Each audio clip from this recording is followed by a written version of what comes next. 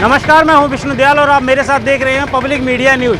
पहुंचे हैं सेक्टर 52 के संजय कॉलोनी में। मेरे सामने देख सकते हैं पीछे ये ठेका है और ये तमाम लोग खड़े हैं। इन्होंने आज ठेके को बंद करा दिया है।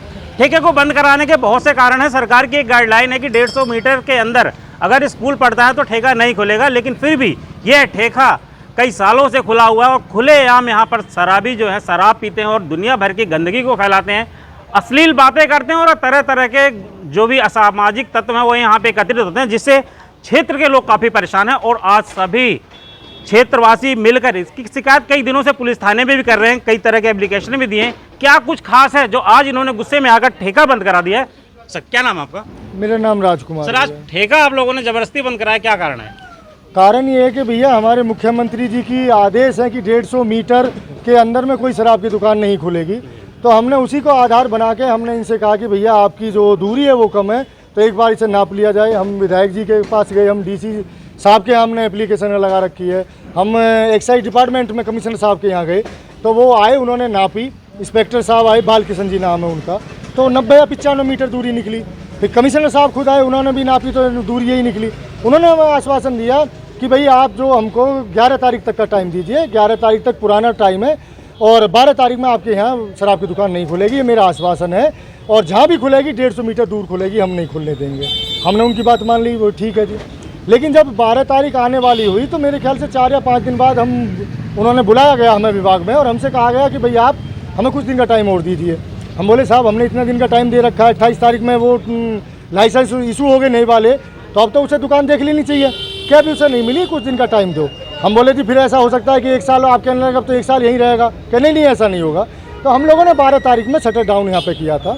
यहाँ पे पुलिस फोर्स सब आ गई।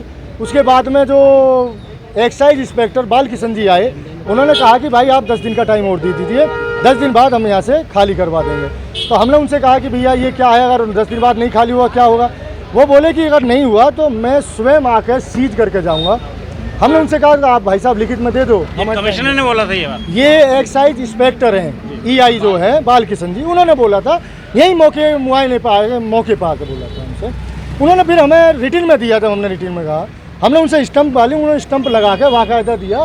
पीछे बेटा साहब ये हमने लगाया है, ये उन्हीं के आदेश हैं। उन्होंने कहा था अगर 21 तारीख के बाद खुलेगा तो 22 में हम सीज करेंगे, लेकिन कोई सीज करने नहीं आया और 22 में ये खुला।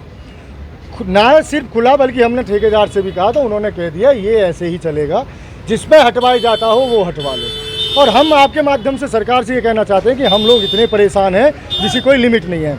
हमारे माननीय प्रधानमंत्री जी कहते हैं बेटी बचाओ बेटी पढ़ाओ, लेकिन मैं ये कहता हूँ बेटी पढ़ेगी कैसे जब बेटी घर से बाहर निकल के स्कूल नहीं जा पाएगी, तो बेटी कैसे पढ़ेगी?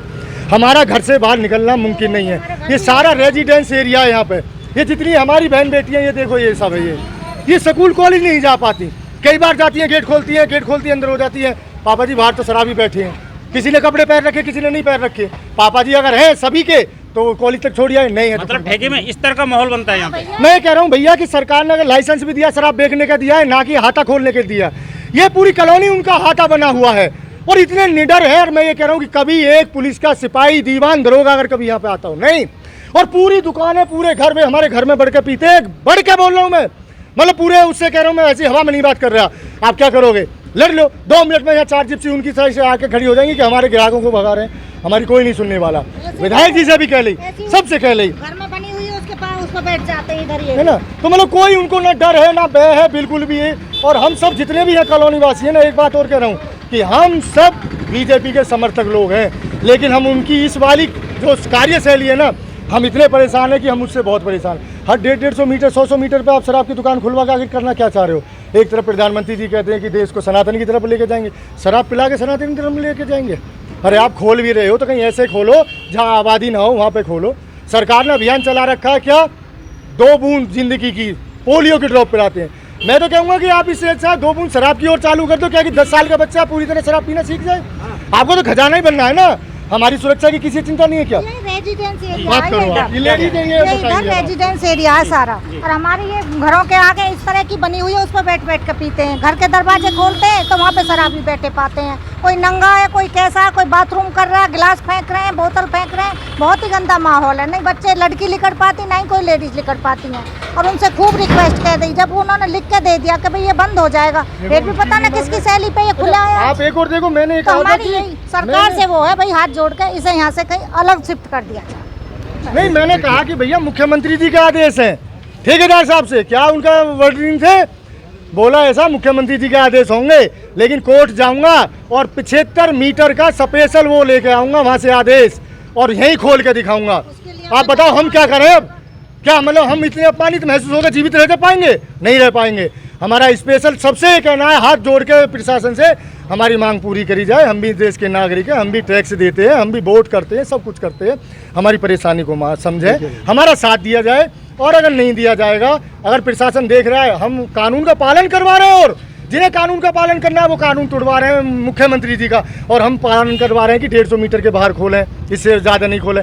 लेकिन अगर फिर भी हमारी बात नहीं मानी जाती है, हम दिन रात यहीं पे रहेंगे। हमारी बहन बेटी जितनी है, हम सब मित्रगण जो भी हैं यहीं पे रहेंगे। शराब की दुकान नहीं खुलने देंगे।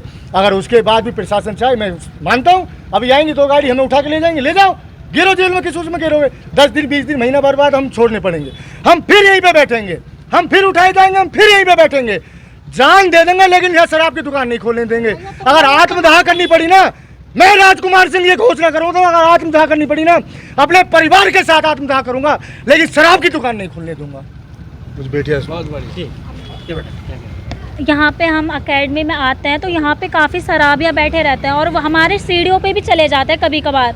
तो इस वजह से हम एकेडमी नहीं आ पाते। बगल में एकेडमी है तो इस वजह से हम आ नहीं पाते, और कपड़े भी नहीं रहते हैं उनके पास, टूल रहते हैं। इस वजह से ना हम एकेडमी नहीं आ पाते। तो बंद कर दी जाए इस शराब के ठेका को। ये ठेका बिल्कुल नहीं खुलने देंगे, चाहे इसके लिए हमें अपनी कुर्बानी देनी पड़ेगी, कुर्बानी देंगे। लेकिन ठेका जब तक बंद रहेगा तब तक हम यहाँ बैठेंगे। यहाँ खुलने के बाद ये कहीं भी ले जाए, हमें कोई एतराज़ नहीं है, लेकिन हम यहाँ दारू को ठेका नहीं खुलने देंगे और यहीं बैठे रहेंगे कि हमें कितने दिन हो जाओ। ये ठेका बंद ही होना चाहिए। घर है सामने, नंगे दंगे घूमते हैं यहाँ पे, और ठेका जी खुलना चाहिए। हमने हार के इससे ताला लगाया हो आज, और चाहे अपनी जान दे देंगे यहाँ पे, पर यह ठेका खुलन देंगे ना। खूब लड़ाई दंगे सब चीज़ है। सियानी बहन बेटी है, निकलना रही, स्कूल जाना रहे, कॉलेज जाना रही, संग हैं तो छोड़ रहे हैं। अगर नहीं है घर पे तो बच्चे घर पे हैं, घर से बाहर निकलवा दुल्ला में है रहो। अब यह ठेका हम खुलन देंगे ना, तारों लगा तो लगा दियो। अब चाहे हमारी जान निकल जाए, हम यहीं मर जाएंगे भूखे प्यासे। हम सुबह से यहीं पड़े, हमारे बच्चे भी यहीं पड़े हैं, पर हम यहाँ से हटेंगे ना जब तक हमारी मांग पूरी ना हो जाएगी यहाँ से। हाँ, सुबह से सब भूखे प्यासे, ना कोई घर गया, ना कुछ खाया ना पिया, बस ये मांगे कि इसे हटवाओ। अगर नहीं हटेगा तो हम यहीं रहेंगे, चाहे मरना हो या कुछ करना हो, हम सब चीज़ के लिए तैयार हैं। यही नहीं आए। अब यहाँ बच्चे पढ़ने के लिए आते हैं, ऊपर तक चढ़ जाते हैं शराबी। बच्चे पढ़ने के लिए ही नहीं आते, कई बार चले गए छोड़ छोड़। कैसा इनके घर वाले कौन भेज देगा यहाँ ठेके के पास पढ़ने के लिए, बताओ। हमें यहाँ 1 दिन बैठना पड़े, 10 दिन बैठना पड़े, हम बैठेंगे। ठेके वाले ने कही है कि जिसके बस की है वो हटवा के दिखा दो। अब हम कह रहे हैं कि ठेके वाले ने कही है जिसके बस की हटवा के दिखा दो। अब हम कह रहे हैं कि जिसके बस की है खुलवा के दिखा दो।